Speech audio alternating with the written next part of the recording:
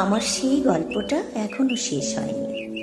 শোনো, পাহাড়টা আগেই বলেছি ভালোবেসেছিল মেঘকে, আর মেঘ কিভাবে শুকনো খটখটে পাহাড়টাকে বানিয়ে তুলেছিল ২৬ বছরের ছোকরা, সে তো আগেই শুনেছ।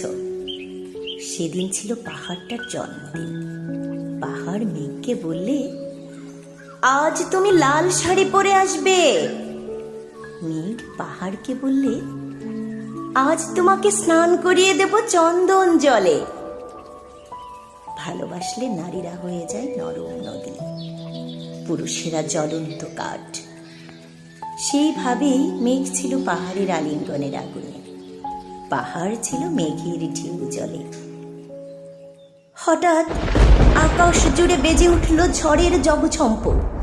ঝাঁকড়া চুল উড়িয়ে ছিনতাইয়ের ভঙ্গিতে ছুটে এলো এক ঝাঁক হাওয়া। মেঘের আঁচলে টান মেরে বললে, ওর ছুরি, তোর বিয়ে। এখনো শেষ হয়নি গল্পটা। বজ্রের সঙ্গে মেঘের বিয়েটা হয়ে গেল ঠিকই, কিন্তু পাহাড়কে সে কোনো দিন ভুলতে পারল না। বিশ্বাস না হয় তো চিরে দেখতে পারো। পাহাড়টার হাড় পাজর ভিতরে থই থই করছে শত ঝর্ণার জল।